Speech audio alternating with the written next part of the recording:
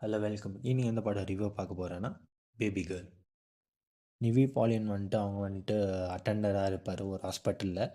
ட்ரிவாண்டம் அந்த ஹாஸ்பிட்டலில் வந்துட்டு ஒரு குழந்தை காணாமல் போயிடும். அந்த குழந்தை காணாமல் போயிருந்த அப்புறமா போலீஸ் எல்லாம் வந்து இன்வெஸ்டிகேஷன் எல்லாம் பண்ணுவாங்க, எல்லாரையும் விசாரிப்பாங்க. ஹீரோவும் தேட ஆரம்பிப்பார் குழந்தைக்கோசரம்.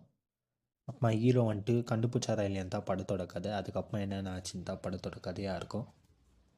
நிவின் பாலியன் வந்துட்டு அவர் குத்தரோ ரொம்ப நல்லா பண்ணியிருக்கிறாரு. நிஜமா ஜோஸ் அவங்களும் ரொம்ப நல்லா பண்ணியிருக்கிறாங்க, அவங்க குத்தரோ ரொம்ப நல்லா பண்ணியிருக்கிறாங்க. அப்போ இன்னொருத்தரோ அவரும் ரொம்ப பண்ணியிருந்தார்.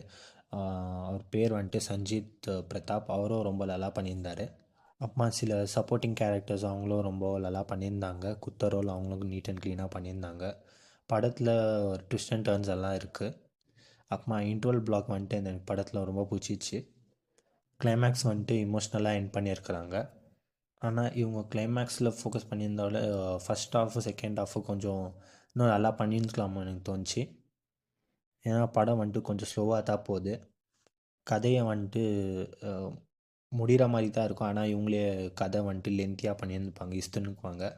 அப்புறமா சில சீன்ஸுங்கெல்லாம் லாஜிக்கெல்லாம் இல்லவே இல்லை. ஓவரால் பார்த்தீங்கன்னா ஒரு ஒன் டைம் வாட்சபிள், போய் பாருங்கள். தேங்க்யூ.